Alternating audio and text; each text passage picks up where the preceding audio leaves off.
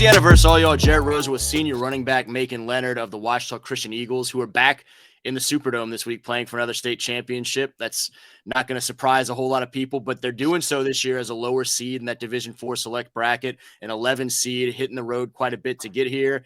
And now what's waiting them in the last game of the season is a rematch of the 2022 state championship game against Vermilion Catholic. And so appreciate Makin certainly for making, no pun intended, or whatnot, some time to chat about all this, because it's obviously an exciting week for the OCS team and fans, and for fans around the state, and looking forward to seeing you guys later on this week, man. How are you? Good. I appreciate you having me on, and blessed to be able to come on here and talk about my team and talk about our journey getting here. Absolutely, man. It's my pleasure. I think I've been gone from Monroe long enough that most of you guys don't know that I worked for the News Star years ago when I was starting out of college. And so anytime I get a chance to catch back up with guys like you and talk about some of those programs I enjoyed covering so much, it's something I really enjoy this time of year. And for you guys, we talked about it before. I kind of mentioned it there. There's an expectation that y'all are going to be playing for championships pretty much every year. And No doubt. This year was one, though, where you guys had a lot of notable roster turnover, graduated some seniors, and you felt like there was a little bit of doubt around y'all from the outside, people not expecting this to be a year for y'all. Talk me through that. What was kind of the vibe of, the goal for this team, and where you felt like the expectations were externally, and what that was like to kind of navigate and block some of that out and get here? Yes, sir, no doubt. First and foremost, we wouldn't be this far without the Lord having a hand over us and keeping guys healthy throughout the season, and then watching over us as we've been on the road since round two. But just to hit on that journey you're talking about of losing a lot of guys, I will say, how our season ended last year in the semifinal game against Lab. That was very unexpected. Um, and for those, just to watch those guys leave the field, those seniors last year, and it's a very emotional thing. And then that next week, just hearing people talk about how this year would not be the same and how we wouldn't make it that far, and how losing like those, we had 4 or 5 Division I prospects on that team that were leaving. And so, like, even that next week, just around school, and then obviously local news and things like that, just people saying how we're going to be a young team, like the Eagles are going to have a rebuilding year and so forth, coming upon this year. So it's been huge. It's been really huge. Like, we use that as fuel and fire to get better every day. And so it's definitely been a big thing to use that to push us forward through the season. I would way rather be on this end of it than on the other end of it. Everybody just glorifying how good we are and saying we're going to make it. The underdog story is great. Do you remember a point, and maybe it was just always this way, but do you remember a point where you could kind of feel, okay, everything they're saying is not accurate. We are very much capable of going to be the best Oh, team in the state. oh, Do you remember 100%. kind of seeing it at a? Oh yeah, I felt this before we even played our first game. Like, we do a thing where we all get together in the summer, and we get up in front of the team, and we just share why we're committed to this team. And when it was our seniors' turn to get up there, and listening to my brothers just tell everybody in front, the coaches, younger classmen, why they were committed to this team, like, I just knew it was going to be different. I just knew we wanted it more than what everybody else thought around us, and like, our guys stayed level-headed, and like I said, like, whatever anybody said outside of our team, we just use it as fuel.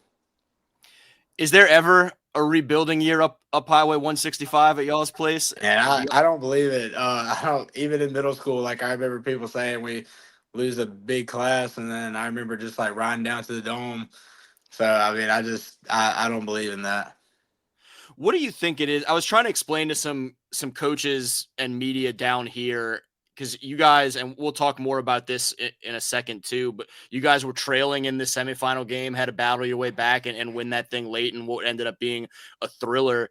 And whether it be a low seed, or shaking back from a loss here, loss there, going on the road, or being down in a game, y'all are one of the programs that I think is in this kind of elite group where I always feel like y'all are probably going to find a way to get through whatever it may be. How would you describe just the culture of y'all's program from Coach Fitzhugh on down and all the history there, and the way that affects y'all as a team to always have that level of confidence or fight or whatever those intangibles may be? It's just discipline. You can't go out at the beginning of the game. And for me, I actually had a fumble on the first drive. First fumble I've had all season. And like, that's a big energy killer. Like we moved the ball great, 2 plays down the field, 50 plus yards. Great first drive. And obviously things like that is a big momentum killer. We had a few errors on offense, a few errors on defense, and I mean, we're just coached to look at each other when we get there out on the field and just know that just because that play happened, we need to flush it and keep on going. And I think that's what makes us different than a lot of teams that we line up against. And we know that it's football. Sometimes you got to play from coming behind, and then sometimes you got to learn how to play of being ahead. And that's two different mindsets. And so you just got to keep your head down and keep playing. What was it like to hit the road as frequently as y'all did, to be playing away from home these last couple of weeks and being on the road at some places where they have good fan bases and they have schools that were, I think, pretty excited and thinking they had a big opportunity? What was it like for y'all to get on the road and play spoiler in some spots, really? Yeah, man. It's definitely crazy. Like you said, there is a lot of fans. We bring a great crowd. Like I don't think I've been at a place yet and looked at the opposing side and actually seen more fans over there. Like I believe we bring the most fans wherever we go, and that's just a blessing. That's a huge blessing. It that means so much for us to be on the field, and we can't even hear anything on the field because of our fans, and that's just an awesome thing. And then with us being on the road, like we just know it's business. We know it's not a fun trip. We know once we get on that bus or day prior, getting everything together, we know that's a journey and it's a business trip. It's not fun and games. When we get on the bus, everybody settles down. We watch film. We do whatever we got to do to get prepared to take the field that night. What's this week look like now as y'all prepare for the last road trip and the one to the big dome there waiting for y'all in New Orleans, in terms of whether it be y'all's preparation and level of focus that has to go into this sort of thing, or the amount of excitement of the school community and folks around y'all's area to be rallying around another opportunity to go support you guys in the dome? What's kind of the Monday through Thursday morning lead up to all this look like? Well, our goal is to make it to the dome, but our biggest goal is to win state. And so we just got to keep our head down once again and just understand that this is not it's not over. Just because we made it to the dome doesn't mean that we've won. You know what I mean? VC's a great team. It's going to be a 4-quarter war, and the excitement and hype around the school and even around the community right now. We just got to understand that just because they're happy and they're happy we made it here, and so are we. But we just got to understand that it's not over. And we don't like the short week. We don't like playing on Thursday, but I think we had 2 Thursday games this year, so we understand what we have to do. We know that practice has to be sharp, not a lot of errors, that we have to stay disciplined and listen to coaches and make sure we nail stuff the right way so that we can execute it right come Thursday. And that VC team has been a lot like y'all in terms of being one of the top teams in y'all's division these past several years. You guys, we mentioned before, met in the dome a couple of years ago. They had another great season last year that they were heartbroken at the end of, and now you guys get a chance to link it back up. And there's going to be a level of excitement for them to have another opportunity with at least their great senior group that was heartbroken by y'all 2 years ago. Do y'all talk about that at all in terms of being aware of their opportunity to get the best of y'all this time the way y'all did 2 years ago? Or do you just block that out and it really doesn't matter what happened 2 years ago, who's on the other side of the field, whatever it may be, let's just ignore that and focus on us?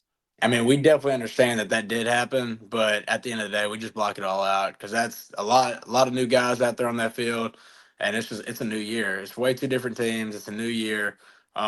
There's no need to think about that. Obviously, that's going to be their fuel and fire for the game, but for us, it's a new team. We're going to hit the field and we're going to play a 4-quarter game. You may have hit on it some already, but what do you want fans that haven't had a chance to see you guys, that don't know a lot about y'all, or seeing y'all for the first time, hearing more about y'all for the first time all over the state this week, what do you want them to know about who this year's OCS 2024 Eagles football team, who y'all are, the identity, what y'all bring to the Dome, or just, what y'all's mark is as a team right now? Our mark is that we play together. We play together and we play for the Lord's glory. And outside of that, it really doesn't matter what anybody else thinks about us. I want that to be our mark. I want them to know that we play together for the love for each other, and that we don't care who lines up against us, and that every play is going to be for God's glory, no matter what, and that we're gonna get the job done. I knew a question that I forgot to ask you there when we were talking about some of these games to get to this point. To have it be a thriller the way it was in the semis, and the emotions riding high, and the energy to come back, and the excitement watching Luke run that thing in, and everything along those lines. Talk me through the shake back process of how emotional of a moment that can be, and to realize, okay, that's got to be in the rear view now, and we got to bounce back because, like you said, the mission is a state championship. Right. You bounce back off of last year's semifinal game? No. Off of this year, just the excitement, okay. and all of the positive excitement of this year in the semis, to have gone through that kind of roller coaster of a night and come out on the right side of it, obviously, but to immediately kind of shake back and not get too high off of that, not let that. Yeah, no doubt. We understand what it's like to play off a high and then get hit smacked in the mouth. That's what happened to us week 10 in our regular season. Going undefeated and then facing a team, and we were riding a high and we got hit in the mouth, and we didn't react well. So we understand what that's like, and we understand that it's definitely on a high right now because we did just clinch that semifinal game.